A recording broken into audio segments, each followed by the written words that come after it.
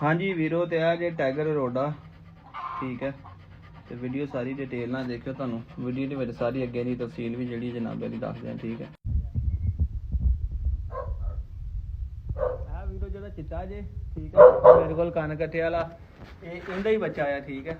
ਯਾਨੀ ਵਕਤ ਆ ਗਿਆ ਕਿ ਪਿਓ ਪੁੱਤ ਇਕੱਠੇ ਹੋ ਗਏ ਤੇ ਪਹਿਲੀ ਨਾ ਮੇਰੀ ਮੁਲਾਕਾਤ ਹੋਈ ਆ ਉਹਨੂੰ ਮੈਂ ਛੱਡਿਆ ਜਦੋਂ ਆਦਲ ਭਾਈ ਲੈ ਕੇ ਆ ਗਿਆ ਠੀਕ ਹੈ ਤੇ ਅੱਜ ਈਦ ਦਾ ਤੀਸਰਾ ਦਿਨ ਆ ਤੇ ਆਦਲ ਭਾਈ ਨੇ ਜਨਾਬ ਮੈਨੂੰ ਈਦ ਦਾ ਹੀ ਤੋਹਫਾ ਦਿੱਤਾ ਠੀਕ ਹੈ ਤੇ ਬੜਾ ਇੱਕ ਨਿਆਲ ਤੋਹਫਾ ਦਿੱਤਾ ਠੀਕ ਹੈ ਜਦੋਂ ਇਹਦੀ ਮਾਂ ਹੀਟ ਪਈ ਸੀਗੀ ਉਦੋਂ ਮੇਰਾ ਇੱਕ ਜਾਨਵਰ ਬੜਾ ਪਿਆਰਾ ਸੀ ਰੋਕੀ ਬੱਚਾ ਪਾਲਿਆ ਸੀ ਉਹ ਮਰ ਗਿਆ ਤੇ ਮੈਂ ਬਰਦਾਸ਼ਤ ਮੈਂ ਕਿਹਾ ਕ੍ਰਾਸ ਨਹੀਂ ਕਰਾਣੀ ਅੱਗੇ ਆ ਜਾ ਥੋੜਾ ਜਿਹਾ ਮੈਂ ਕਿਹਾ ਕ੍ਰਾਸ ਨਹੀਂ ਕਰਾਣੀ ਆਦਲ ਸਾਹਿਬ ਨੇ ਕਹਿੰਦੇ ਕੁੱਤੀ ਕ੍ਰਾਸ ਕਰੋ ਭਲਾ ਹੋਵੇ ਨਾ ਭਾਈਆਂ ਦੇ ਕਹਿੰਦੇ ਕੁੱਤੀ ਕ੍ਰਾਸ ਕਰਾਈ ਹੈ ਤੇ ਐਡਾ ਸੋਹਣਾ ਬੱਚਾ ਮਾਸ਼ਾਅੱਲਾ ਪਿਆਰ ਆਦਲ ਸਾਹਿਬ ਤੁਹਾਡਾ ਬਹੁਤ ਸ਼ੁਕਰੀਆ ਜਨਾਬ ਠੀਕ ਹੈ ਮਿਹਰਬਾਨੀ ਤੁਹਾਡੀ ਮੁਹੱਬਤ ਆ ਤੇ ਮੈਂ ਹਵੇਲੀ ਕੰਮ ਲੱਗਾ ਕਰਨ ਪਹਿਲੇ ਮੈਨੂੰ ਫੋਨ ਕੀਤਾ ਕਿ ਅਰਸਲਾਨ ਸਾਹਿਬ ਕਹਿੰਦੇ ਹਵੇਲੀ ਹੈ ਕਿ ਘਰ ਮੈਂ ਕਿਹਾ ਜੀ ਮੈਂ ਹਵੇਲੀਆਂ ਵੇਖ ਲਓ ਗੈਟਅਪ ਵੀ ਚੇਂਜ ਕੀਤਾ ਮੈਂ ਕੇਜ ਕੋਈ ਸਾਰੇ ਧੋ ਕੇ ਹਟਿਆ ਸੀ ਕੰਮ ਮੈਂ ਸਾਡਾ ਆਪ ਹੀ ਕਰਦਾ ਇਹਨਾਂ ਨੇ ਕਿਹਾ ਜਨਾਬ ਆਇਆ ਗੇਟ ਖੜ ਗਿਆ ਤੇ ਕੁੱਤਾ ਲੈ ਗਿਆ ਕਹਿੰਦੇ ਜੀ ਜਨਾਬ ਤੁਹਾਨੂੰ ਤੋਹਫਾ ਇਹ ਸਾਡੇ ਕੋਲ ਤੋਹਫਾ ਕਿੱਦਾਂ ਆਇਆ ਜਨਾਬ ਉਹ ਵੀ ਦੱਸ ਦਿਓ ਜਰਾ ਸਾਲੇਕਮ ਸਾਰੇ ਸ਼ਕੀਨਾਂ ਨੂੰ ਆਪਣੇ ਕੋਲ ਮਾਸ਼ਾਅੱਲਾ ਜਾਨਵਰ ਇੱਥੇ ਜਾਂ ਉੱਥੇ ਸਾਰੇ ਹਟ ਜਾ ਤੇ ਜਾਨਵਰ ਇੱਕ ਅਸੀਂ ਹੋਰ ਲਿਆ ਜਿਹੜਾ ਅਸੀਂ ਇਨਸ਼ਾਅੱਲਾ ਅਗਲੀ ਵੀਡੀਓ ਚ ਅਰਸਲਾਨ ਭਾਈ ਦੇ ਵਲੌਗ ਦੇ ਵਿੱਚ ਦਿਖਾਵਾਂਗੇ ਉਹ ਫਿਰ ਇਕੱਠੇ ਰਹਿੰਦੇ ਜਾਨਵਰ ਤਿੰਨ ਉਧਰ ਆ ਬਾਕੀ ਇਧਰ ਮਾਸ਼ਾਅੱਲਾ ਕੈਨਲ ਆ ਵੱਡਾ ਤੇ ਆਪਸ ਨਾਲ ਐਗਰੈਸ਼ਨ ਬੜਾ ਕਰ ਰਹੇ ਆ ਤੇ ਇਸ ਵਜ੍ਹਾ ਤੋਂ ਰੋਡਾ ਜਿਹੜਾ ਇੱਥੇ ਅਰਸਲਾਨ ਭਾਈ ਕੋ ਆ ਗਿਆ ਤੁਹਾਨੂੰ ਪਤਾ ਕਿ ਅਸੀਂ ਇਹਦੀ ਬਰੀਡਿੰਗ ਕਰਵਾਉਂਦੇ ਆ ਤੇ ਬਾਕੀ ਜਿੰਨੇ ਵੀ ਸ਼ੌਕੀਨ ਹਜ਼ਰਾਤ ਆ ਜਿਹੜੇ ਮਤਲਬ ਕਿ ਰੋਡੇ ਦਾ ਖਾਹਿਸ਼ਮੰਦ ਆ ਕਿ ਚਲੋ ਇਸ ਬਲੱਡ ਦੀ ਸਾਡੇ ਕੋਲ ਬਰੀਡਿੰਗ ਹੋਵੇ ਔਰ ਅਰਸਲਾਨ ਭਾਈ ਨਾਲ ਰਾਬਤਾ ਕਰ ਲੈਣ ਕਿਉਂਕਿ ਕੁੱਤਾ ਹੁਣ ਇੱਥੇ ਅਰਸਲਾਨ ਭਾਈ ਹੋਣਾ ਕੋ ਜਾਂ ਜਿਹੜੇ ਮੇਰੇ ਨਾਲ ਵੀ ਰਾਬਤਾ ਕਰਦੇ ਆ ਵੀ ਉਹਨਾਂ ਨੂੰ ਵੀ ਕੋਈ ਗੱਲ ਆ ਕੁੱਤਾ ਇੱਥੇ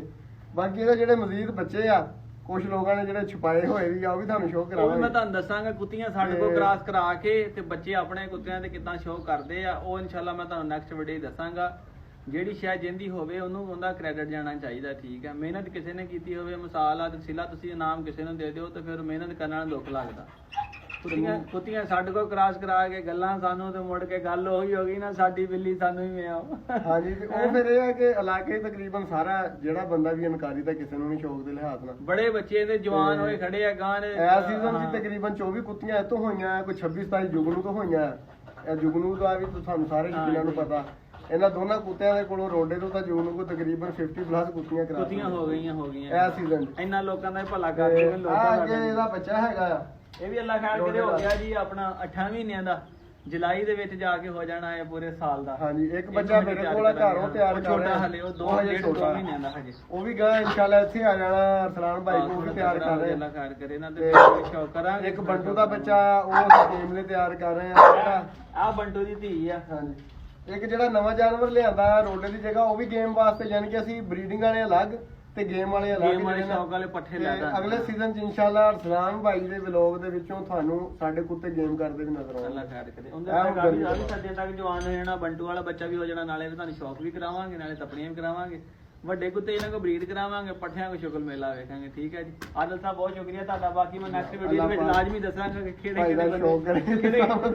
ਕਿਹੜੇ ਬੰਦੇ ਸਾਨੂੰ ਜਨਾਬੇ ਵਾਲੀ ਜਿਹੜਾ ਨਾ ਇਹ ਖਰਾਬ ਕਰਨ ਦੀ ਕੋਸ਼ਿਸ਼ ਕਰ ਰਹੇ ਹੈਗੇ ਦੋਸਤੋ ਦੁਆਵਾਂ 'ਚ ਯਾਦ ਰੱਖਿਓ ਅੱਲਾ ਹਾਫਿਜ਼